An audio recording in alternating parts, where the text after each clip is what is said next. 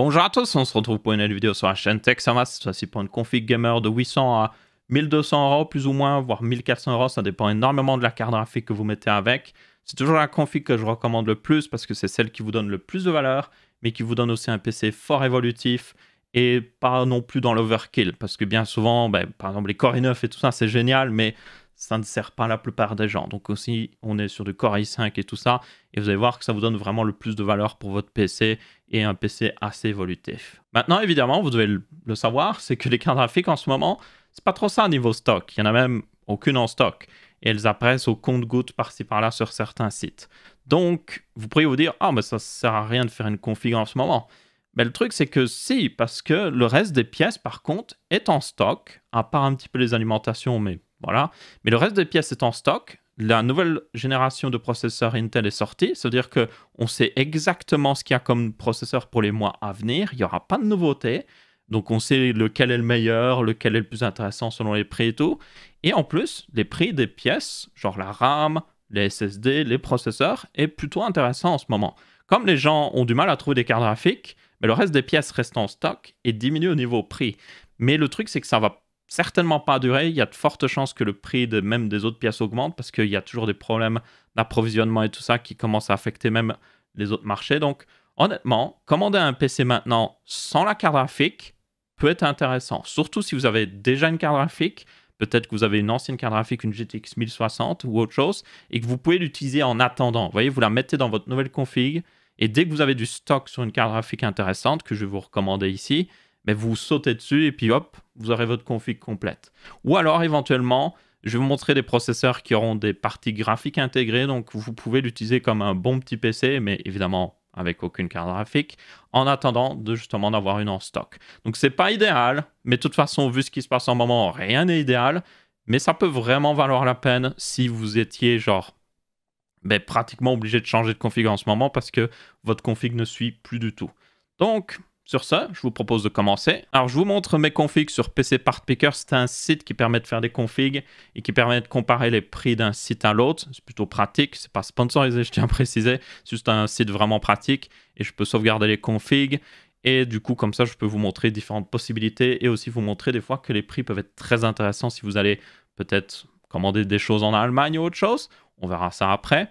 En attendant, j'ai trois configs ici. J'ai une config avec le tout nouveau i5 11400F qui a eu des tests et finalement, comme je pensais, j'ai fait un test si vous n'avez pas vu du 11600KF, non 11600K voilà, qui était un processeur intéressant mais qui était un petit peu cher. Et j'avais dit que certainement le plus intéressant de la nouvelle génération de processeurs Intel serait le 11400F et c'est le cas. Il y a des tests qui sont déjà sortis.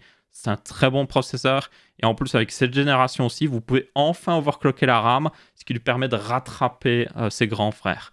Donc, yep, très bon processeur. Donc là, il est vendu 175 €. Et c'est avec les frais de livraison en réalité inclus, parce que si vous allez sur le site d'Alternet directement, il est même vendu 165 €. C'est une valeur, genre, très bonne pour un processeur pareil.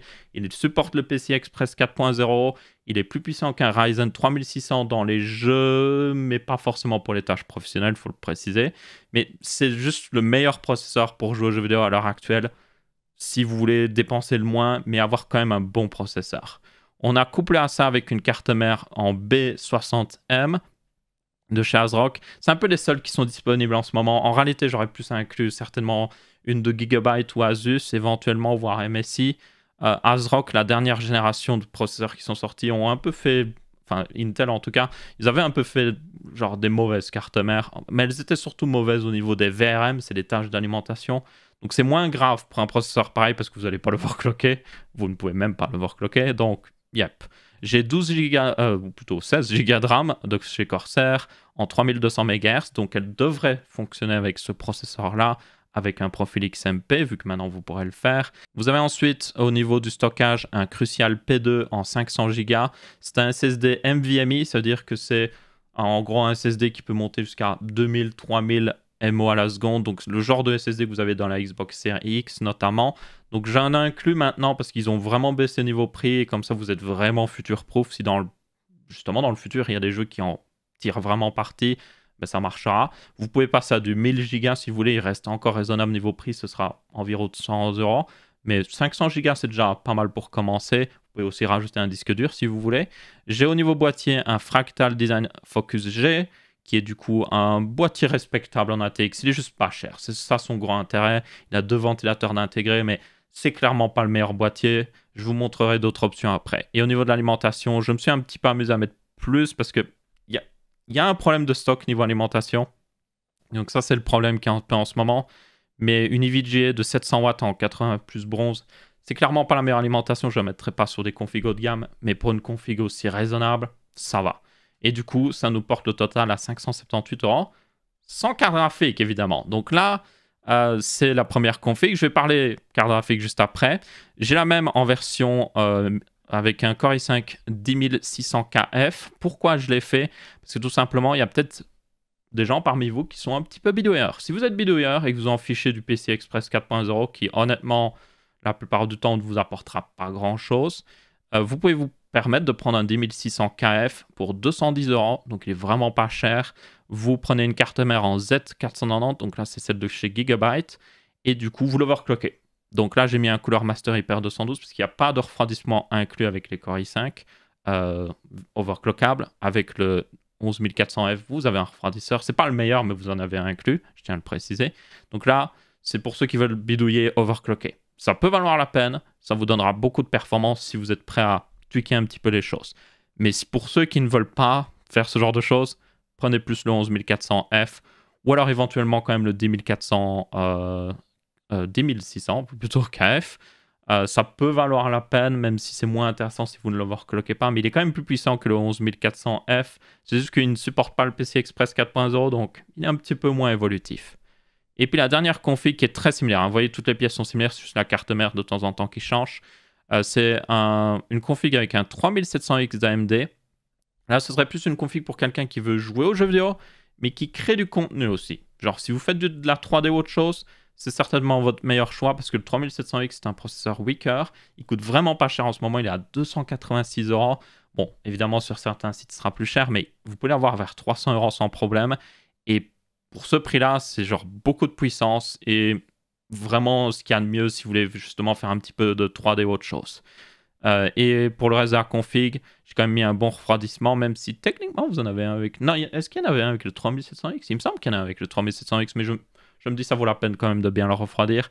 Et vous avez une carte mère en B550 de chez Gigabyte. Alors, c'est clairement pas la meilleure, mais je l'ai déjà testé. J'en ai une dans une config.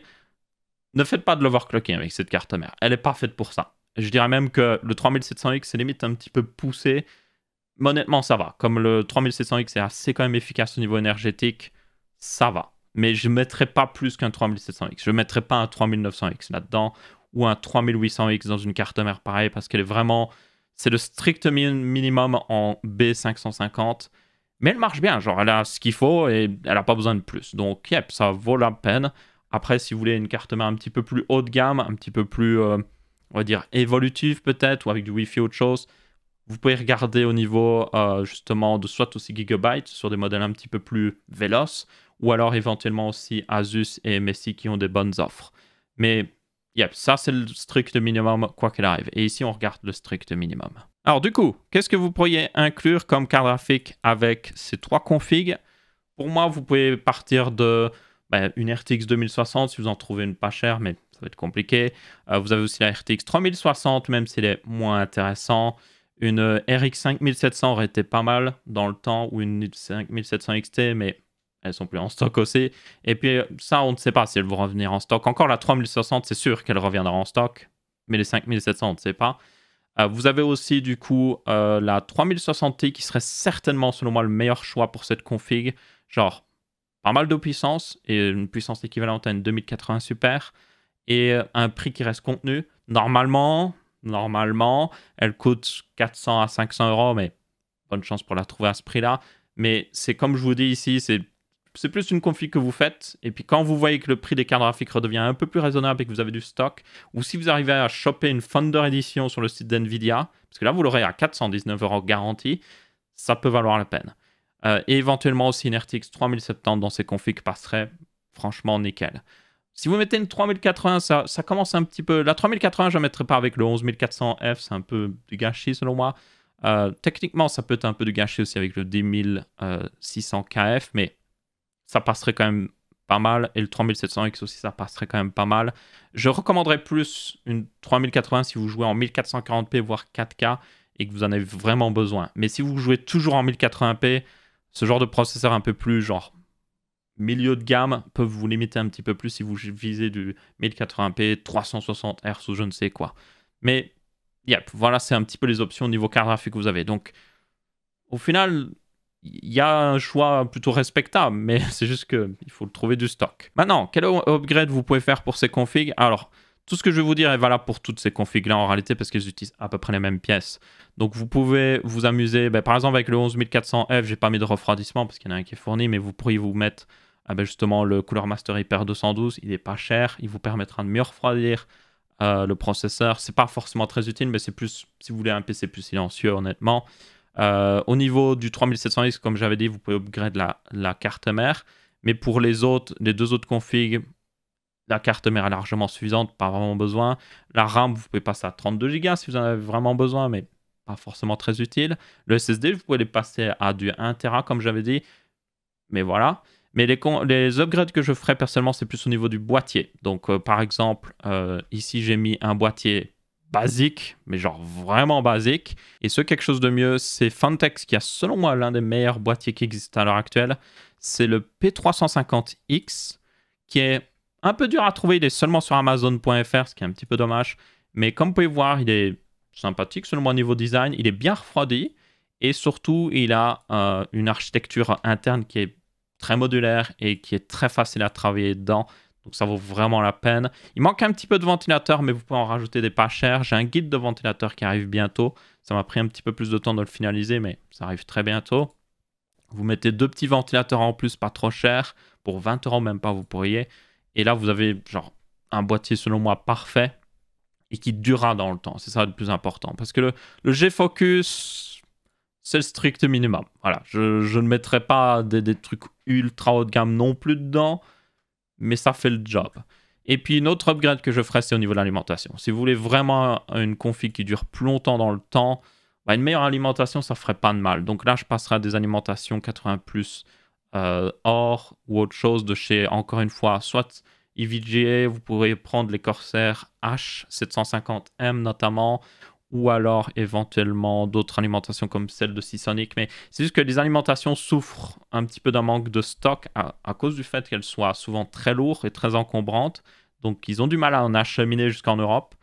Et du coup, les prix ont augmenté et il y a très peu de stock disponible. Donc c'est un peu compliqué des fois d'en trouver. Mais si vous pouvez, oui, prenez une alimentation avec une meilleure certification.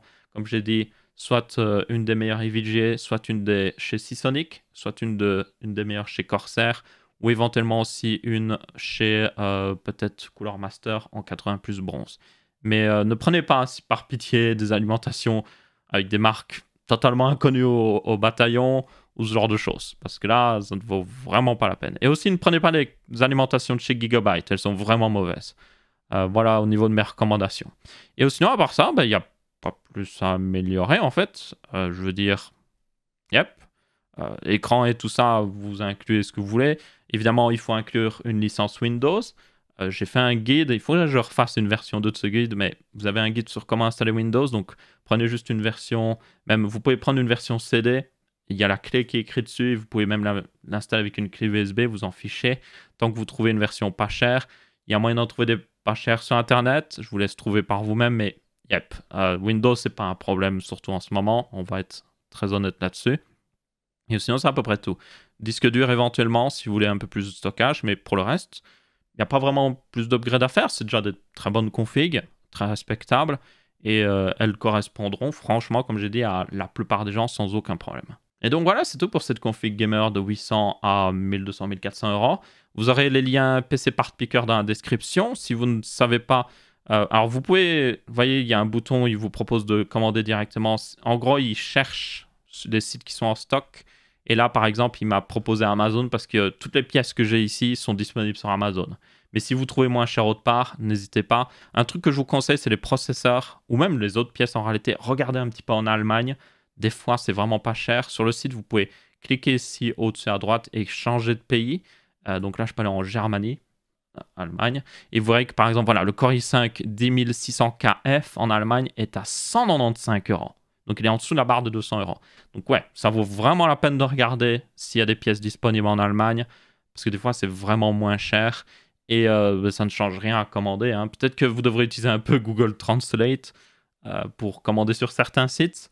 Mais il y a d'autres sites que vous pouvez mettre un petit peu en anglais. Case King, c'est le cas justement, mais après ils sont un peu chers, mais il y a moyen de vous en sortir. Une fois que c'est commandé de toute manière, par exemple Amazon DE, l'interface est la même en Allemagne qu'en France, donc vous pouvez regarder où sont les boutons en France et puis juste commander, et ça marchera très très bien. Donc voilà, c'est à peu près tout. J'espère que vous avez bien apprécié, que vous avez trouvé cette vidéo utile. Si c'est le cas, vous pouvez laisser un petit pouce bleu. Si vous avez des questions sur la config ou si vous voulez voir une autre config dans le futur, vous pouvez laisser dans les commentaires. Et si vous voulez en voir plus, vous pouvez aussi vous abonner. On se retrouve après une prochaine vidéo et je vous dis ciao ciao.